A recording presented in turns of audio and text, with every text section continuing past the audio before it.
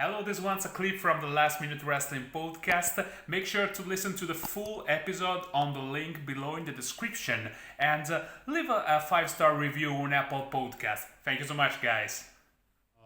Just right before the pandemic hit, you were doing this love story, this triangle love story with May Valentine and Royce Essex.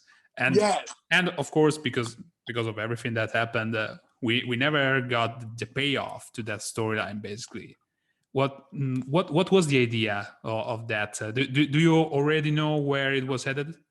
I've got a couple of ideas of where it was headed, and it's really that's the biggest heartbreaking thing. So rewind just a little bit. So when we got to the next set of tapings, again, like I knew a little more than 2 days in advance that I was booked, but again, I went into these things thinking, well, I'm here to get beat up.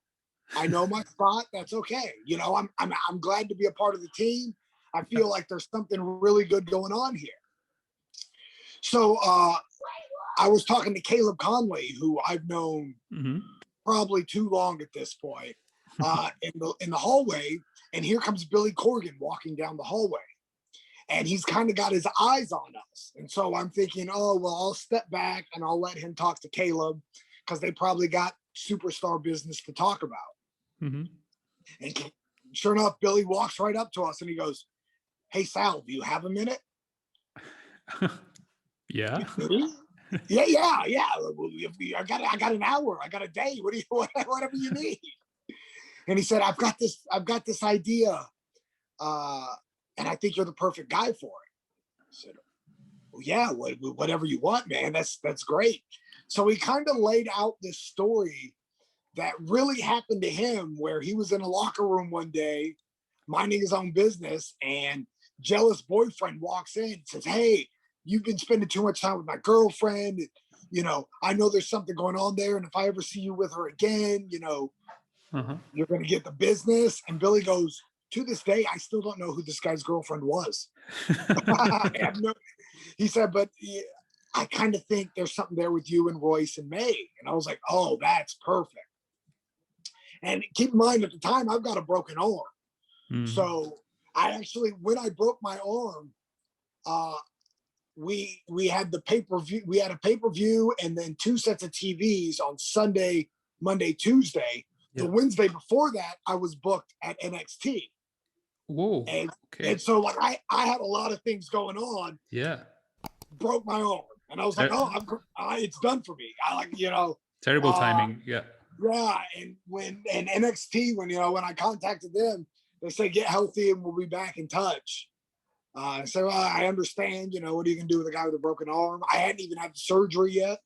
You know, so like, yeah, I get it. And when I contacted the NWA, they're like, "No, please still come. We got this. Actually might work to your advantage." I said, "Oh, if I only knew, I'd have broke my arm years ago." You don't have to take bumps that way. Yeah, exactly. But yeah, so Billy kind of laid this out, and we started shooting the vignettes and stuff. And we had a lot of stuff with me and keep in mind, May has no background in pro wrestling. Yeah. And but she's so quick. I mean, she's picked a lot of it up so quickly. And like the one thing that like the pandemic did open up is like we legitimately are real good friends. Like I text her constantly about whatever, like, you know, like this crazy storyline kind of became reality. And we were talking regularly about, oh, well, what's the plan for this? What do you think about this? You know, where at one point, I know we had discussed, like, I was going to go out to California where her and Royce live. Yeah. And I was going to show up on dates with them and things like that until he finally lost his mind. And I don't know what we never got a definitive, like, this is exactly what's going to happen. But I do know when I got the phone call that Crockett Cup was getting canceled, it was a double whammy because it was, "Hey, Sal, just, you know, we want to let you know before it gets out, but we are going to have to pull the plug on the Crockett Cup, which really stinks for you because we had a lot of stuff in mind for you." And I was like, "Oh, no."